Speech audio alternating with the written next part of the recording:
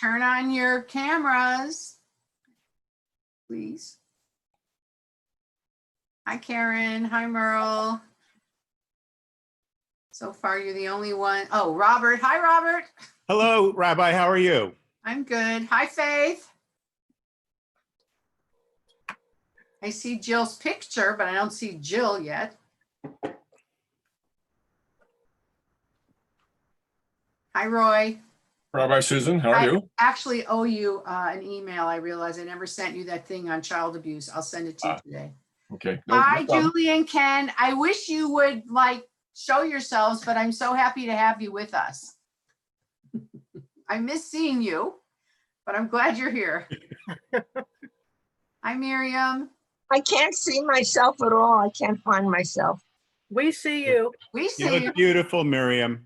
Oh my God, thank You you. look wonderful. I don't know what I look like. You look like Miriam. Look great. Thank you. Myself on. Okay, Susan Ehrlich is coming on. I'm not Last on. night, by the way, anyone who, you can still do it. Last night we have this African-American film series, and we watch a film and then we come on for discussion every 2 weeks. And last night we discussed this amazing documentary called LA 92, which is about the LA riots, but it was made on the 25th anniversary of the LA riots. So it was just made in 2017, so powerful. It was such a great discussion, lasts an hour. And it's really affecting everyone watching these films. It's really making a difference for us. I'm sorry. The name of the film is LA 92 and it's on Netflix. Thank you. Thank It's a you. documentary, very powerful. Everybody who watched it. Hi, Sherry. Hi, Rita. What was the first one? Was it on the one on James Baldwin? Yes, it was called Yeah. I Am Not Your Negro. And in 2 weeks, we're actually going to be doing our one non-documentary because Robert Townsend, who did Hollywood Shuffle, but it was in the 80s, but he's a professor at USC now, among other things. He's teaching film, and Michael Renoff, who's a vice dean of academic affairs, he is going to be bringing Robert Townsend to the discussion in 2 weeks. So we're going to watch Hollywood Shuffle and we're going to talk to Robert Townsend. I've seen that. It's hysterical. Yeah, I've never seen it, so. It's great. I I saw it like when it first came out and I still remember it. It's I'm great. looking forward to it, but apparently Robert Townsend is very entertaining and very interesting. And so he will be joining us as a guest. So And what date is that? that's going to be Tuesday night, August 11th at 7 p.m. And you'll see a lot of ads for it. It's called Through Their Eyes. That's the name of the series that we're doing. And it's very good. So, there's 2 chats already. Let's see. Where the chats are. Where are the chats? Hello from Ken and Idly. Hi.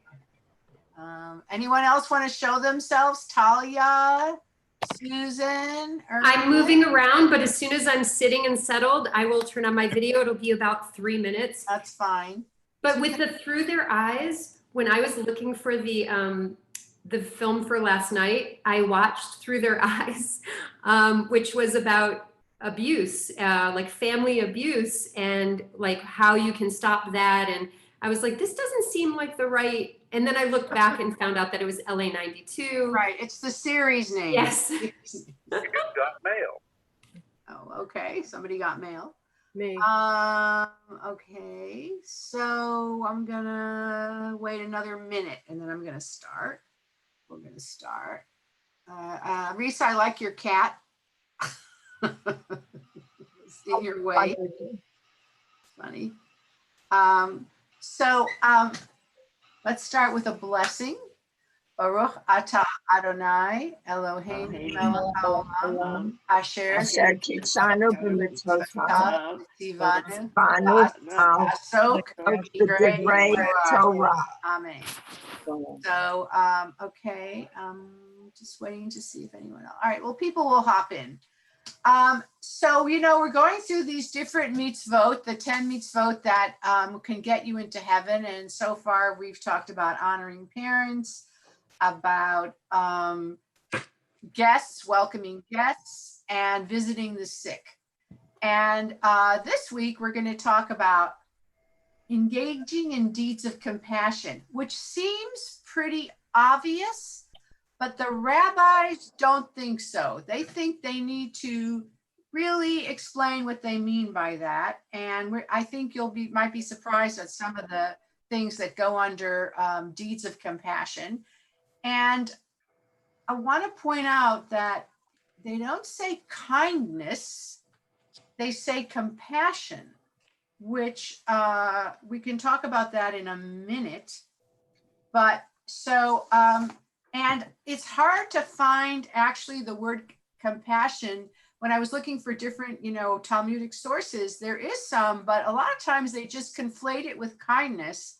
But I think, it's worth deciding or discussing, is kindness and compassion, are they the same, or is there a difference?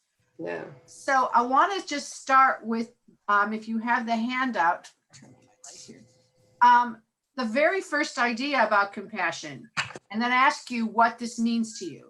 So compassion says it's fellow feeling, the emotion of caring concern. In Hebrew, it's rachmanut or rachamim. Now, if you knew any Yiddish, you'd say, have some rachmanis. Right. Little rachmanis, that's compassion. That's rachmanut in Hebrew. Have some rachmanis. And sometimes it's mercy, compassion together. And it comes from the word rechem, which in Hebrew is the word for the womb, the womb. So, so if something is an emotional feeling from the womb, what is that? What kind of feeling is that, do you think? I mean, what does that mean to be?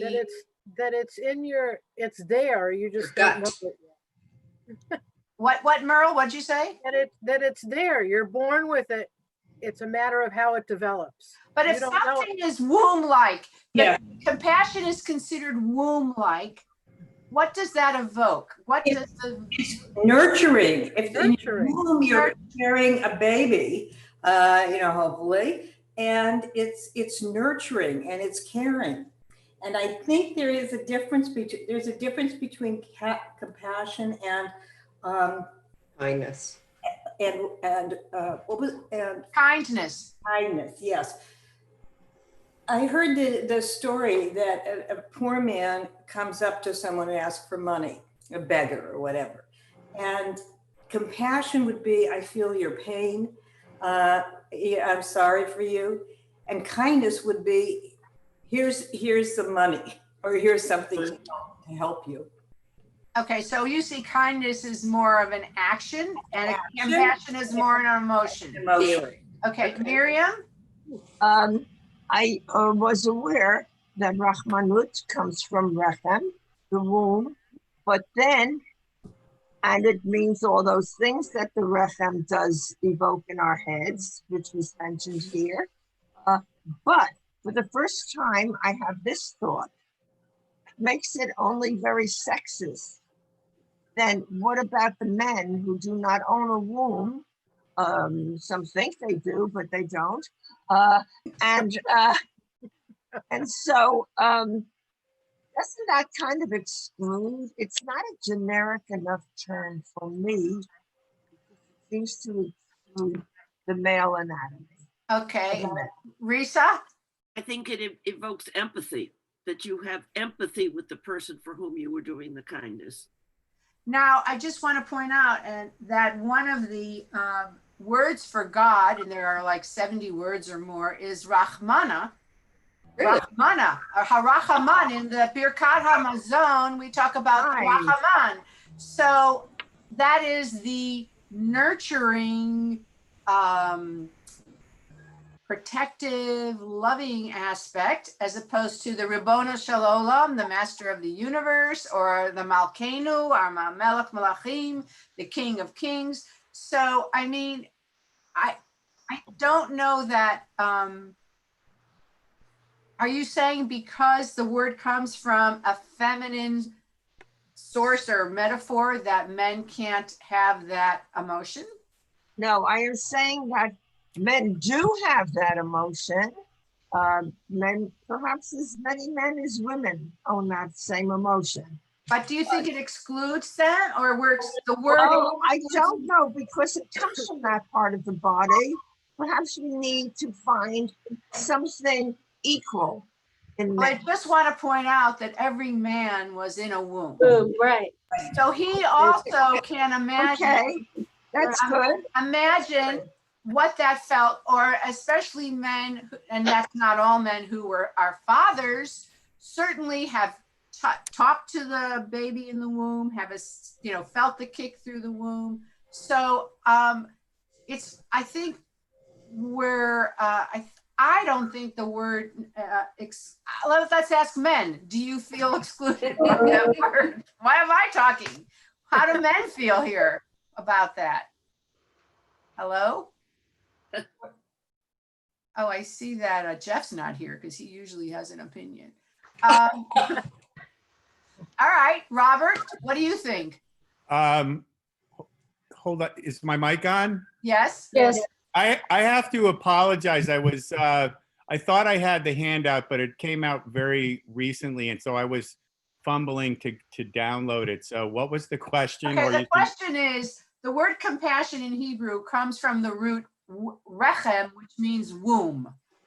So Miriam's saying that she feels like that excludes men, or it doesn't take into account men by having a word that's the source is womb for this feeling of empathy or I see it with love and respect differently. I think that my first thought was an act of compassion by male or female makes one feel as though they're returning to a place of warmth and safety analogous to a mother's womb. And, if you look at archetypes in both the male and female brain, men have female archetypes and women have male archetypes. If you look at it that level, and the feminine is typically associated with that kind of feeling of going to the womb, quite logically, in fact. So I didn't feel excluded. I'm actually feeling pretty good. I'm convinced. Okay, Merle. I think with anyone, kindness, it's almost kind of like you have to be kind, you have to do a mitzvah. It's kind of rote, for lack of any other word. I think compassion is something that is created by development. And you have to be in a place where you can feel compassion, or you can't be taught compassion. You don't think so? Well, I think of it something, I feel like it's something that's developed. I mean, there's a lot of people that came from the womb that aren't so compassionate. Right. We're not kind either.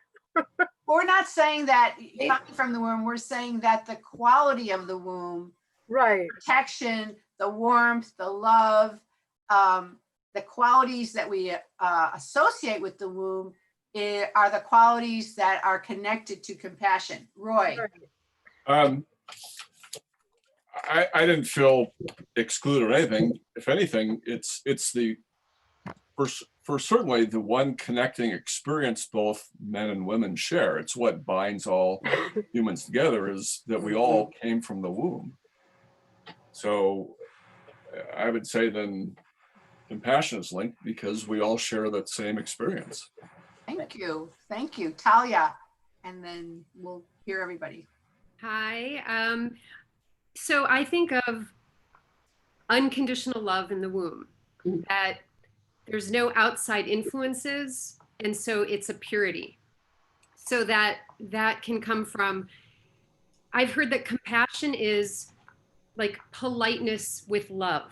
Because if you're just polite and say, oh, here's 5, but the love would be the relating, being able to have like unconditional love, even for someone who's asking for money on the streets, and to be able to let go of all preconceived ideas that you learn outside of the womb, like as we are raised in whatever community that is and with whatever parents we have. Okay, Sue Cosmos. I'm thinking it made me think of what's going on recently with the George Floyd, that in the past, I feel like I have more compassion for the experience of individuals who are African American than I did before. I might have had sympathy, but with compassion, I can kind of feel their pain. Certainly not to the extent that they do, but I have a different level of engagement in the process, in the interaction. Thank you. Who else? Abby, and then Susan Earle. Yeah. Well, it's sort of interesting because I Googled all the words. And so there is a difference between all of this. Is compassion is the ability to feel for another living being, where empathy is not only to do that, but to also become one with that person's distress. And then, as Callie mentioned, love, because it's all, is the intense feeling of deep affection. So they're all a little separate. So but basically it's the ability to feel for another living being. It's not, and according to this, it's not the same as empathy, not the same as love. Okay, so I'm going to comment on that, but I want to hear from Susan first, or anyone else too. Yeah. Susan? Okay, I think we become hypersensitive to male and female. And there are certain traits that are associated with women. Remember I remember in the 70s, it was for men with their female self, which meant more kindness and nurturing. So I think to discount that and to reflexively say, oh, this is sexist, it really does a disservice to certain qualities that are associated with men and women. Right. And I mean, I think since the 70s, we have been encouraging men to develop their feminine side and women to develop their masculine side. Exactly. To be more assertive, to be more, speak up, stand up. Become like the guys. Yeah, I reflected actually when we were talking about, yes, that's English, Abby, but Rechem or Rachmanut or Rachamim, when you're in the womb, you are at one with the mother. In other words, you're not separate, you're one. And I saw this interesting on one of the Jewish websites definition. It said, kindness is doing for others. Mm-hmm. Compassion is there is no other. In other words, you and they you feel at one with the person, which there in your definition is empathy. But maybe English compassion, but rachamim seems to be this idea of almost a fusing a feeling. Risa. I just sent you a note, but is rechem a masculine word or a feminine word? What's the plural of womb? Rechem. I just tried to look it up, but the Google got confused. I have a feeling because we go to, well, doesn't matter. I have a feeling the word itself is masculine. Is rechamim? Rechamim? Rechamot? I don't know. I don't think it's used. It's not used in the plural anywhere. We have very little reason to use the word wombs. Yeah. Well, if I'm a physician and I'm dealing with wombs, maybe rachamim. Maybe you're right. Maybe it is. I'm going to go ask a masculine. Maybe back. It's more masculine than the plural, like rachamim. Ask her husband, Rabbi. Yeah, that would be a good. Okay, so. As I was saying, the Talmudic rabbis considered compassion to be one of the three distinguishing marks of Jews. And we use Rahmana or Harachaman as one of the names of God. So compassion, it's sprinkled throughout our psyche. So in Jewish teaching, compassion is among the highest of virtues, as its opposite, cruelty, is one of the worst vices. And the person that we call the most cruel are the people of Amalek. This is yes, okay. Stanley's in conversation with Tamara Eskenazi. It's definitely masculine. So way to go, Risa. I Really? think that's fascinating. That's fascinating that the womb in Hebrew, the plural of the womb is in the masculine plural. And she said it's never used in the plural, but it goes to rachamim, and that is a totally different meaning. That's So she was fascinating. intrigued. Huh. So if you try to talk about multiple wombs, you get compassion. You get just rechem. Yeah, okay. Okay, so the people of Amalek, so Amalek was a tribe. Wait a minute, we're getting more. In the Song of Deborah, In the Song of Deborah, it's used as rachamayim as a plural. it's used as a plural, rachamayim. That's the only In the place. plural, it's the only place in the Bible that it is. Okay, so if we're Rachamayim. we're going to talk about ayim for a minute, let's just talk about the Hebrew because it's really interesting. So when you have, usually a plural of a Hebrew word is the im, like yeled is a boy and yeladim is a girl. Wait a minute, more. What? Yes, he's just confirming. Okay, it's usually im. Ayim is for only, sometimes it's for things in pairs. Right. Sometimes it's for things that have no beginning and no end. This is what Rabbi Mordechai Finley taught me. Like Shamayim is the sky. It has no beginning and no end. It's endless. That's the word for sky. Mayim, water, has no beginning and no end. It's the same idea. So we could say Rachamayim, and yes, it could be two wombs because Shtayim is two, or it could also be that there's no end to wombs and there's no end to compassion. Anyways, a little drash on that word. But anyway, I always found that so interesting that ayim could mean there's no end to it. Okay, so we were talking about the people of Amalek, which were a tribe that fought the people of Israel, but we have metaphorically labeled any enemy of the Jews Amalek. Like Haman was Amalek, Hitler was Amalek. Anyone who are the cruel enemies of the Jews have no compassion, no mercy, Amalek. And we even say, may we burn their name out. And in fact, I'm actually going to be showing a little documentary on Simchat Torah of a scribe who wrote a Torah. I didn't know this. Before you start writing the Torah, he writes the word Amalek in Hebrew on a piece of paper, and then he crosses it out, wipes out its name, because they'd be wiped out. So Amalek is the epitome of the opposite of compassion. Okay, now this is something you might find really interesting. This is the 4th paragraph. Would somebody like to read the 4th paragraph? It's really, I knew this, but a lot of people don't know it. Somebody like to read that? Okay, Abby. All right. Compassion is to be extended to animals as well as to humans. It is strictly forbidden to cause unnecessary pain to animals. There is a Talmudic rule still followed by pious Jews that before sitting down to a meal, one must first see that the domestic animals are fed. So you're supposed to feed your pets before yourself. Feed your pets. So how do you do it? Do you feed you first? And then I do. Actually, I do. Who said that? Abby. Oh, Abby. You. It's hard to see everybody. You in the morning, all of it, we're all together in bed, and all of us, even if I don't eat, we will. One of us will go down and give Olive her food because she needs. We do it. We're spoilers. Can I say? Yes. Risa. This cat has we've met the cat, an automatic feeder, so she's never really hungry, but the minute one of us walks in the kitchen, she's there. So before I start to cook or anything, I have to give her snack.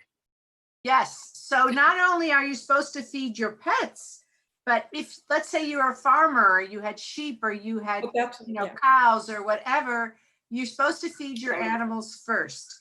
So that is considered compassion, not to let animals suffer. And as we know, the kosher way of slaughtering, one of its qualities is it's supposed to cause the least possible suffering with a very sharp knife that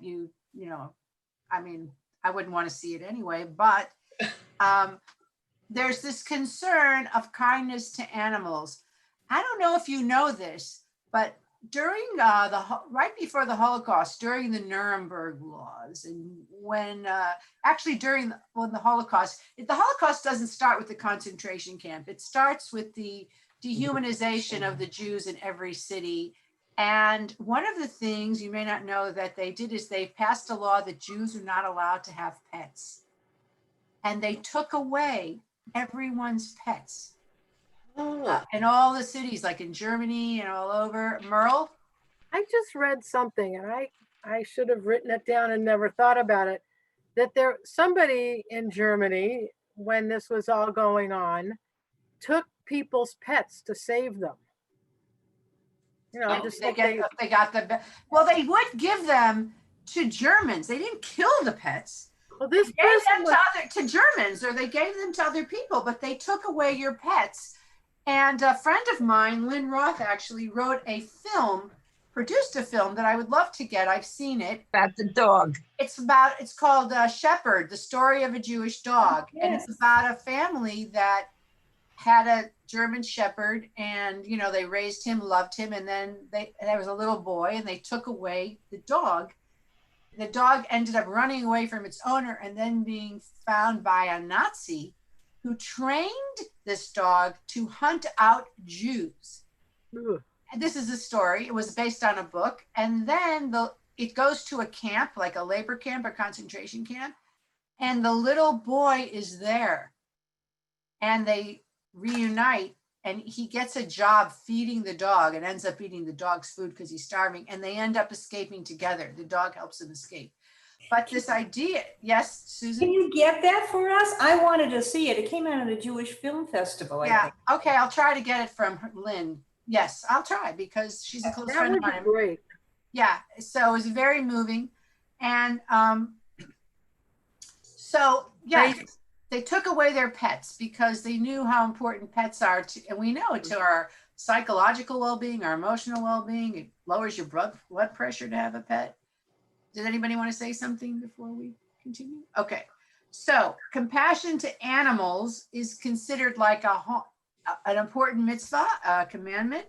And the Midrash remarks that Moses proved his fitness to be the shepherd of Israel by the tender care in which he treated the sheep when he tended the flock of his father-in-law.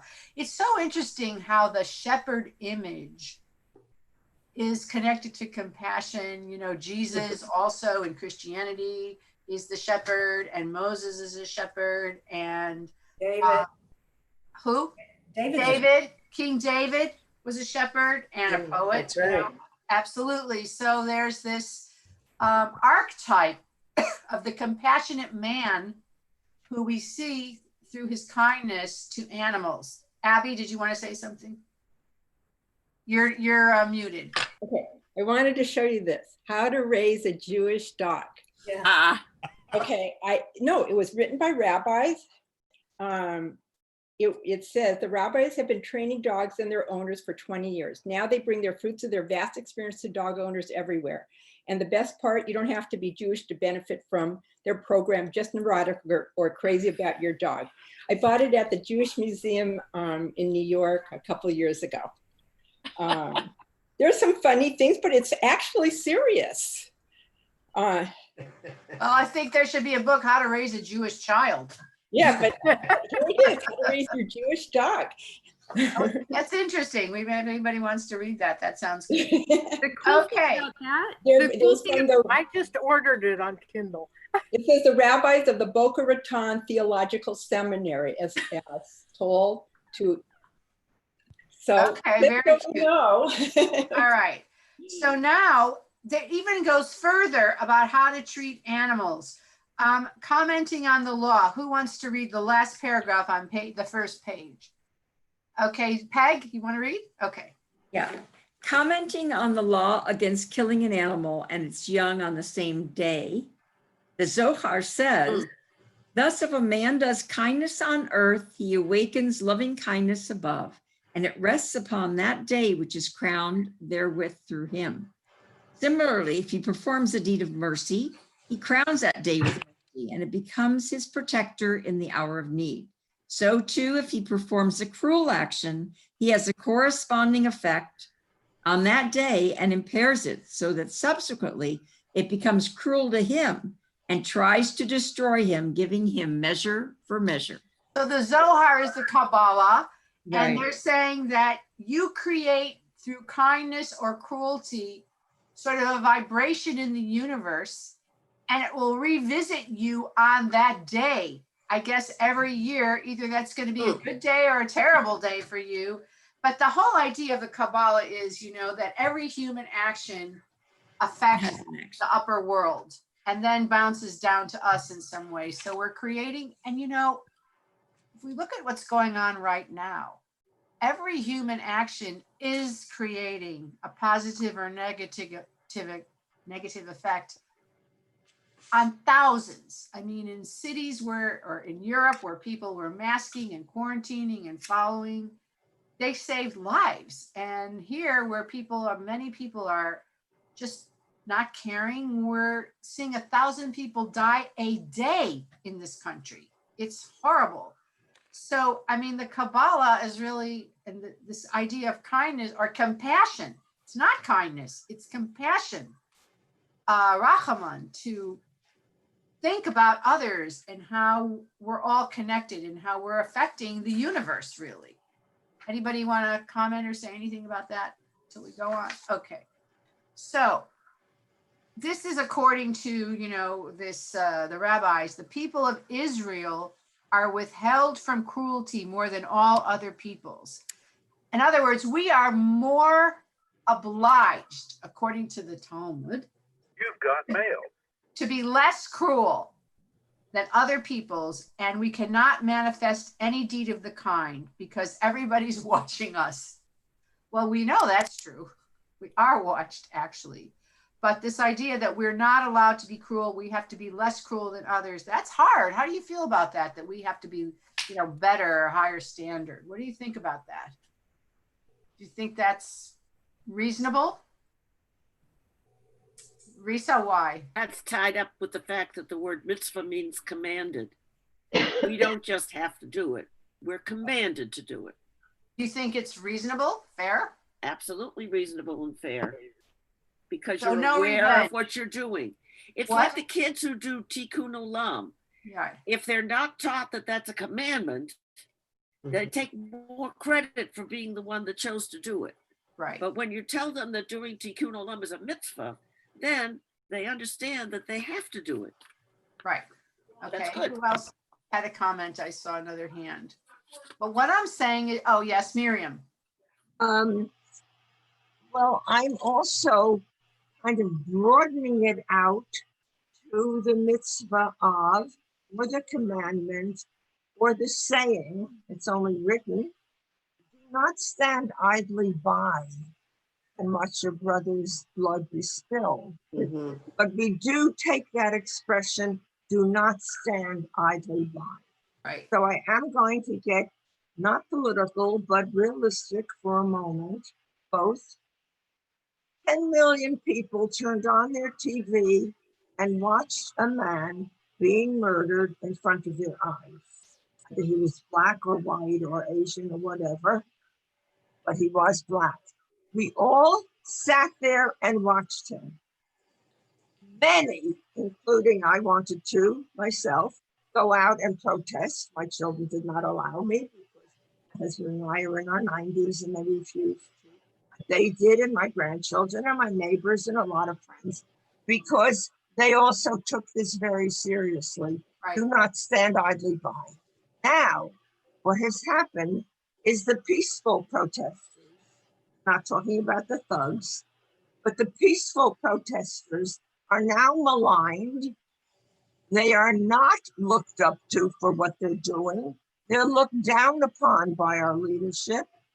And a few of them are being arrested, put into unmarked cars, as though our leader had a personal Gestapo to go get those peaceful that are literally, those people that are literally standing, not doing anything against the law, but standing and protesting. They're now looked down upon when Judaism tells you do not stand up.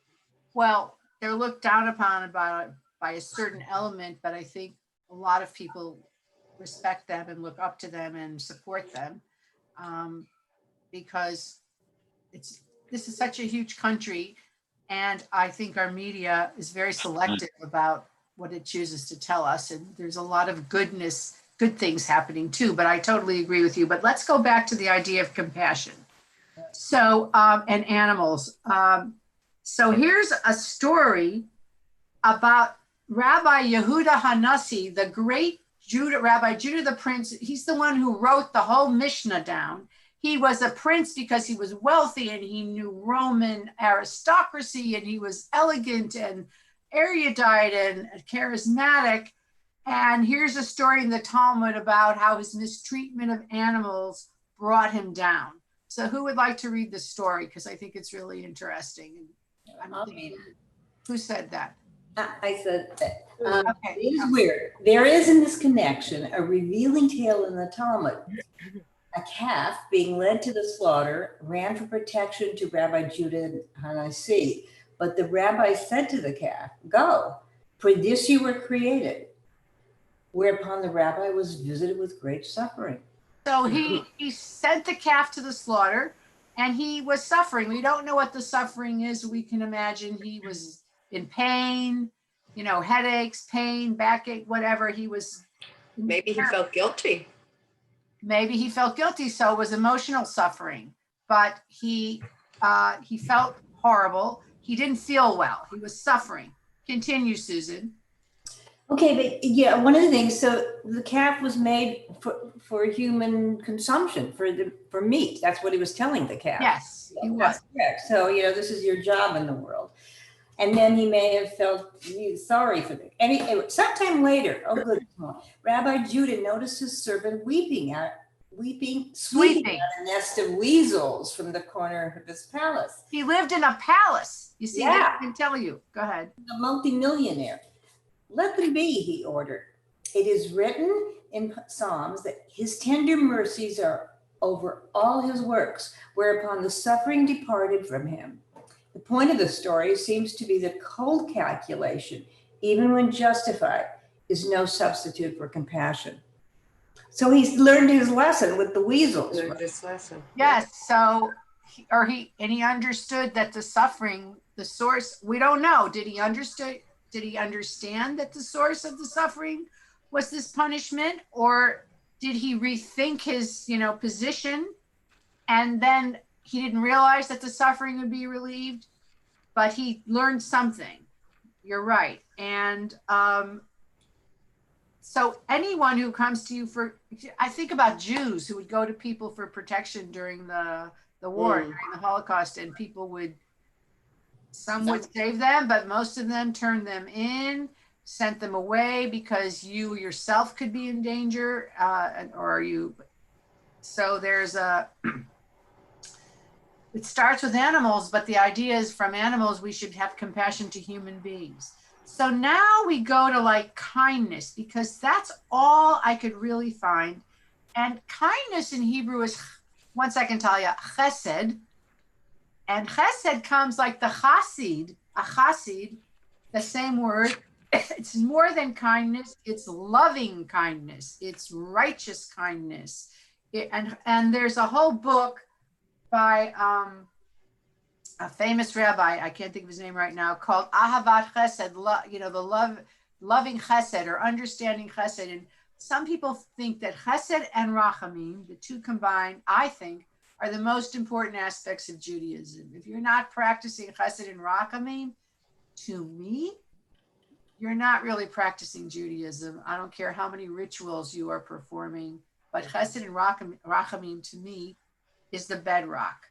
So this is very interesting. When the second temple was destroyed, and by the way, tonight is Tisha B'Av, and at 8:30, there's going to be a fantastic Zoom service, beautiful, with Rabbi Nickerson and Cantor Picot and Rabbi Shapiro. It'll probably be, they're the young guys, so it'll probably be beautiful with lots of visuals and video, and they know how to do all that stuff. So I always, watch their things in awe. Go, how do you do that? They do these things that, animation, they do all kinds of stuff. But anyway, we, tonight we mourn for the destruction of the first temple, the second temple, and interestingly, it seems that date is connected with like the Spanish Inquisition. It's connected with expulsion from England. It's connected to a lot of terrible things that happened to the Jewish people. I think something in the roundups of the Warsaw Ghetto, the deportations started around Tisha B'Av. So we kind of use this day as the day to grieve and commemorate these huge blows to our people. But when the second temple was destroyed in 70 AD, 70 CE, sorry, 70, right? Yeah, 70 CE. Yeah, so they said it was because of sinat chinam, which means infighting, petty infighting among the Jewish people, that they were not getting along. They were hating each other for no reason, or pettiness, and being cruel and insensitive and greedy and selfish. That this is what the rabbi said, that it was this that destroyed the temple. And I have done some reading, some historical reading on this. And actually, the rebels were so crazy, the ones that rebelled against the Romans, they barricaded everyone inside Jerusalem. They wouldn't let anyone out who wanted to leave. They would kill you if you tried to leave. You had to be a rebel. And I think it's Vespasian said, if you'll just lay down your arms, we'll make a truce. They refused. They were going to fight to the death. So they had become fanatic. And that is why, as we read, Rabbi Yochanan ben Zakkai, in order to get out, and he's the one who started rabbinic Judaism, basically, he had to pretend he was dead and hide in a casket and have his students sneak him out so he could get out of the city. So there must have been a real craziness during this time among these people. Everybody was extreme. Everybody was a fanatic, there wasn't, and this is how societies get destroyed, when we just hate each other and won't allow anybody to have their own thought or their own way. And sometimes it feels like the world goes into these upheavals like this. And hopefully we're not in one now. I mean, I think World War II was about that in a way. I don't know. Jill, why are you laughing? Because you said, hopefully we're not in one now. I just want to make two quick comments. One, in Kabbalah, we were taught that Amalek is doubt. So that's something you never want. You want to always have faith in God and compassion, since we're talking about it. And I was also thinking it's a calf going to slaughter. So it's a baby or a teen. It's not an adult. And obviously there's kaparot, where there is the ritual slaughter of a chicken, and it's done as such to relieve us of our sins, to take away. The chicken knows that it's sacrificing its life for us, and we in turn are somewhat cleansed. Look at your expression. Pretty primitive to me. Well, do you eat chicken? Yeah, I do eat chicken, and I wish I didn't. I wish I didn't, but I don't see slaughtering them and waving them over my head is not, doesn't take away any sins of mine. I feel I have to say, when I've done kaparot, I will wake up the next day and it's an unbelievable feeling. And wow. It's a strange, but you're like, I do. Positive or negative. What's that noise? Something. I know, it's me, and that's why I'm going back to mute. Oh, okay. Well, that was really interesting. Yes, Talia. So this global pandemic, a wet market, you know, blood mixing from different animals. This super virus comes out, or novel new virus. And, you know, I've asked some people if you were told that we could be clear of a lot of these pandemics if we stopped eating meat, would you? And, you know, I don't know if that's such a hypothetical question. I also think about my dad, who grew up with his parents owning a butcher shop. And when he was young, they brought him in there and he watched them like slaughter cows. Yes, kosher, but still, I mean, shackling and hoisting back then, it was happening. And for a kid or a human being to see that and to see blood spilled, You're right. whether it's a, you know, 2,000-pound cow or however much they weigh, or 1,800-pound cow, or whether it's, you know, 100-pound pig or whatever it is. I mean, well, I shouldn't say pig, but like, even if it's a 3-pound chicken or something, it's like, it's still blood spilled. It's still an animate, living with eyes creature, you know? I mean, we freak out that they eat like dog in some places of the world, but like, what's the difference between a dog and a pig? Pigs are actually, I think, smarter and have more of our social, they're more aligned with humans in terms of genetics. And so it's just one of those things where, you know, if we see it over and over, it desensitizes us. And it made me think of when you just mentioned the Holocaust, how, why isn't that called like systematic genocide? Because when we change the word and call it something else, it loses the actual, like, what happened. Like, Jews were taken to, like, and not like genocide. It was genocide. When I think about Cambodia and how that, you know, genocide happened there, my heart breaks. But then a kid hears, you know, Holocaust, genocide, they're 14, they're white, they've never met a Jew. It like has a whole different meaning, and it takes away the trauma, and it desensitizes in a way. I just feel like language and the exposure to, you know, even violent movies. I mean, I know it's ridiculous because that's stepping into the art territory where, you know, I don't know, it makes it's like this strange messages to the brain. So what anyway, a lot. This can lessen our ability to have compassion, you know, and if we get systematically immune to cruelty to animals, and then cruelty to humans, and cruelty to people who aren't us, and through these games, you're right.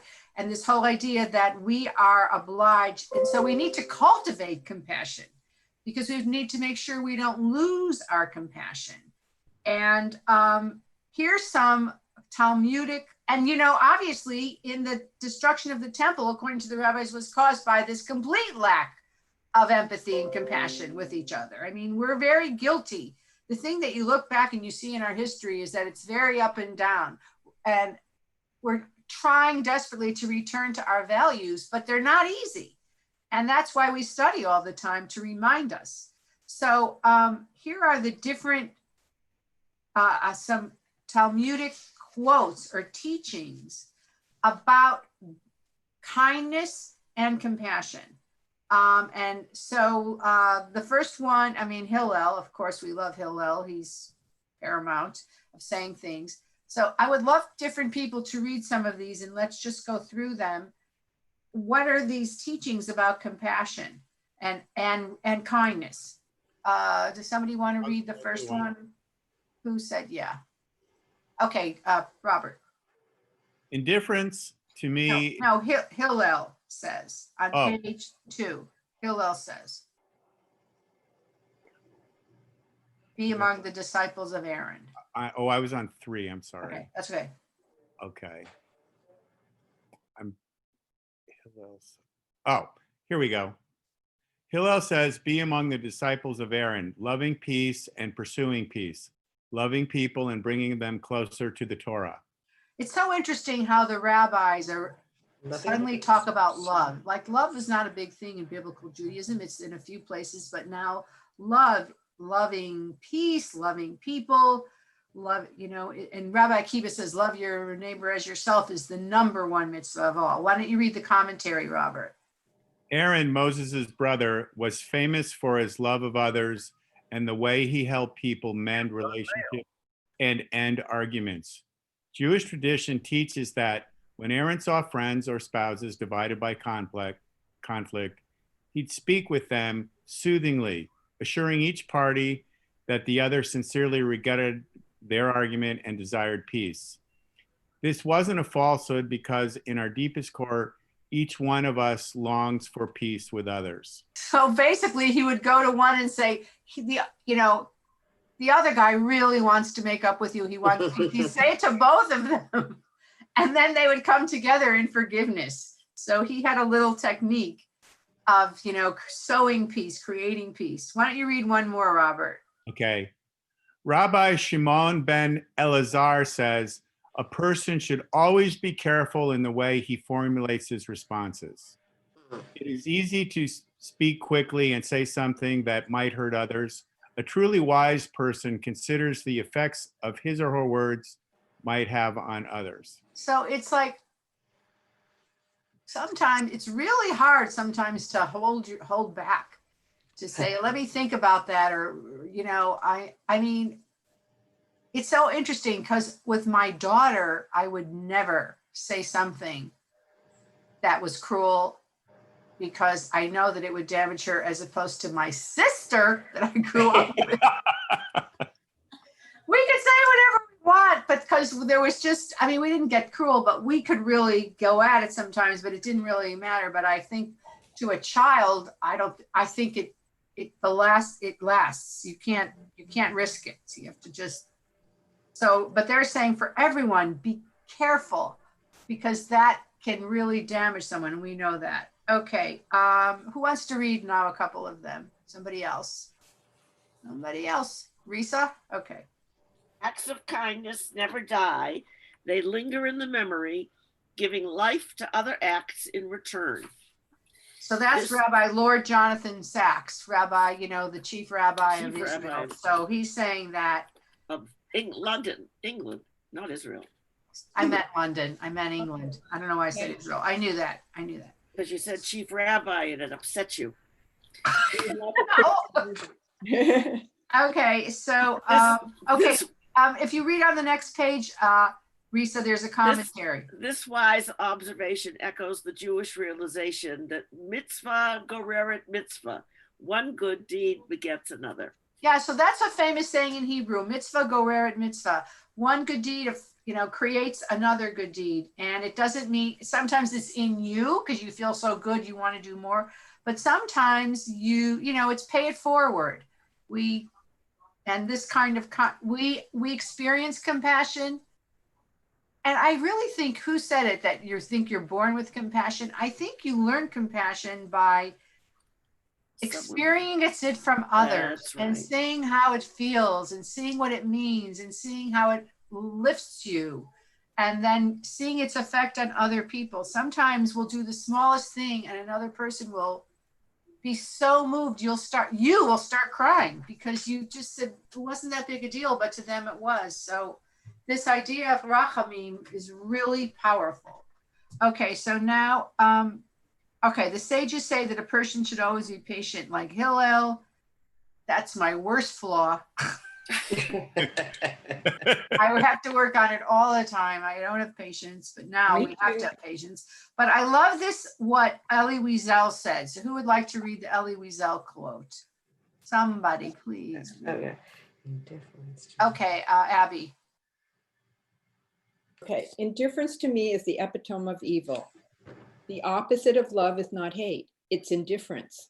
The opposite of art is not ugliness, it's indifference. The opposite of faith is not heresy, it's indifference. And the opposite of life is not death, it's indifference. Sometimes unkindness doesn't manifest itself in hostile words or raised voices. Overlooking or ignoring other people can hurt even more than nasty statements, for sure, yeah. Try taking the time to say a kind word to others. Even simply saying hello and asking people how they are feeling can brighten their day and lighten their load.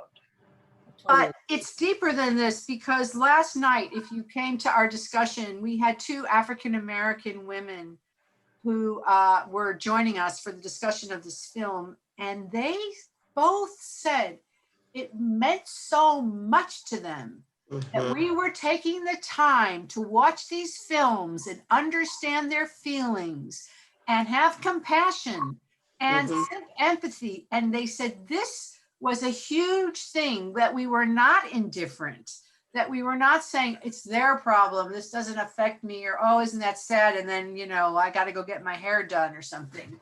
It was, they were so moved by it. And they said, this is what we ask from you, because somebody said, what can we do? What can we do? And they said, just learn how we feel. Just try to understand us. And that, and of course, once you have that feeling, you can't be indifferent because you get it. So this is a very profound thing. And what Elle was saying, you know, during the Holocaust, a lot of people just turned their backs. Well, they're the Jews, it's not my problem. And that was the cruelest thing of all, the cruelest thing that nobody cared. Okay, yes, Talia. Talia Wiesel, you wrote. Yes, that's actually my name. I changed it for when I was doing stunt work because everyone would say Weasel, but I think I'm going to take it back. I think I'm going to let go of my AKA stage name and honor that. So the compassion thing, it's always that it could be me. It could be my family, no matter what color my skin is or what my ethnic or ethnic background or ties are.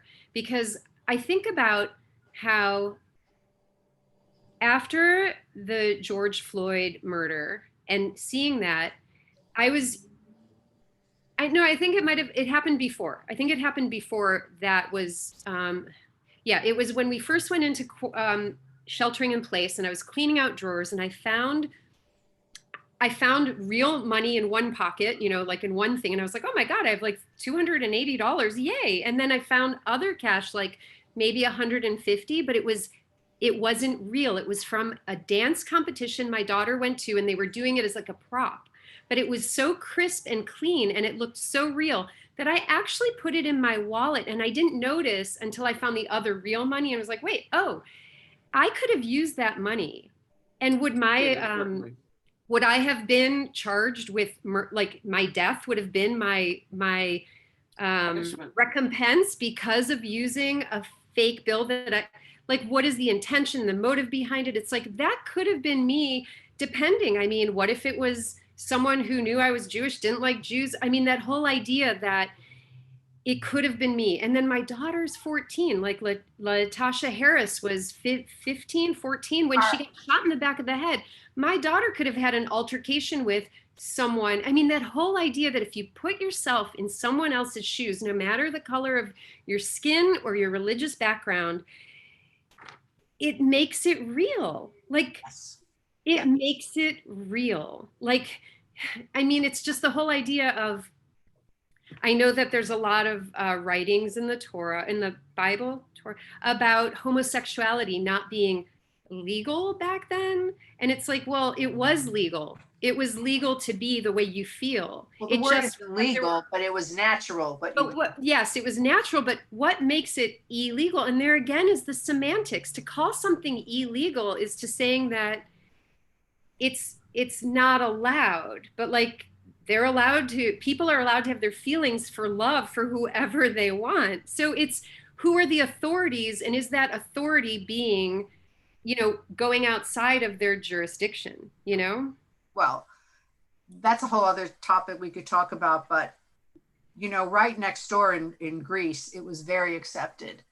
And that was a pagan country. And even though, of course, there's a idea that it's unnatural that people had, but also I think anything that the pagans did, and they had male and female prostitutes as part of their cult, as a religion, the Jews just put up a huge barrier. So I think part of it was they didn't like it, but part of it was really like, if they're doing it and it's part of their religion, we're not doing it. We're going to make it taboo, because they also made a lot of, sorcerers taboo. You can't go to a fortune teller. You can't go to a witch. I mean, anything that they did, we stopped. But that's a whole other study that we can talk about. I just want to go to this thing that the Rambam said, that Maimonides said. He said, acts of kindness are greater than charity. since they can be done for both the rich and the poor. Charity can only be done with one's money, while acts of loving kindness can be performed both personally and with one's money. Meaning that you're kind to everyone, and that says in the Torah, you don't prefer the poor over the rich in court. You keep everyone on the same level, but acts of kindness can be done to anyone, not just people who are needy on a physical level, but it lifts up anyone and enriches anyone. And the rabbis also taught one who judges another favorably is himself judged favorably. This idea, again, there's a lot of this karma in Judaism and in the Kabbalah. What goes around comes around. When you do kindness, the day is blessed, your life is blessed. And so they believe, and there's benefits. This whole list is about benefits that give you the next world as well. But there are benefits in this world. Now it's 1 o'clock, and I didn't get to talk to you about the wedding couple, which I'll talk to you next week. But I just want you to look at one thing before we end, which the very beginning. So providing for a bride's material needs for her wedding is part of gladdening the bride and groom, where you celebrate at their wedding. But I found this ad on the internet that I wanted to share with you. Getting married and hosting a wedding is an exciting, momentous event in anyone's life, but it could be a huge expense. And then most families are able to find a way to manage the expense. Poor families in Israel often just can't bear it. An occasion that should be one of great happiness and excitement becomes marred by disappointment and anxiety over mounting bills. But Yad Eliezer's Giddy Perakowski's Adopt a Wedding program changes that. And our program invites Jewish couples from around the world to share the joy of their happy occasion by sponsoring the wedding of a poor couple in Israel on the same date as their own. So this is the mitzvah of supporting the bride and groom. And so now there's actually a charity in Israel. And if it's not your wedding, you can do it in honor of a yortzeit or an anniversary or tzedakah. Support a bride and groom. It's like a business. Your generous donation to our Adopt a Wedding program will make a real difference in the lives of so many. So it's such an important mitzvah that they're offering this as an opportunity to participate in the wedding of a bride and groom, to sing and dance, and you shouldn't bring any negative feelings at all. It's and you're actually supposed to dance and entertain them. And also, finally, you invite poor people to the wedding feast, and they say every joyous occasion is not complete unless you're doing the mitzvah of sharing it with the less fortunate. So in some Orthodox weddings, they put a tzedakah box on the tables. So you put tzedakah in when you're going to a wedding. So Jewish wedding, and we're going to stop now. The word for Jewish wedding is, one of them is kiddushin, which means holy, from kadosh and kiddush and kaddish. So you even bring holiness and mitzvahs to what could be a big party, but it isn't. It's and we lift up the bride and groom by supporting them in any way we can. So far we know 5 ways to get into heaven. I didn't think that was Jewish. Exactly. It says Olam Haba, the next world. Gan Eden, the Garden of Eden, whatever. So I wish you a nice week.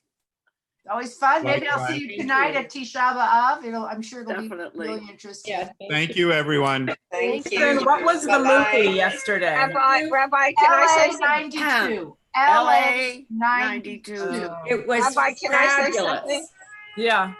Yes, Rabbi, I always take so much from you and all these shiurim, and I enjoy them so much. And what I took from this one was, we all know, when we do acts of chesed, of loving kindness, we benefit. Absolutely. We cannot think in terms of we're doing for the other.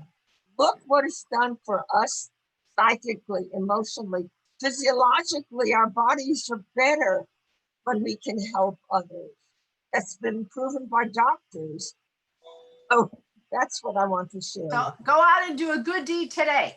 And Everybody. we're the ones who benefit. Absolutely. Okay.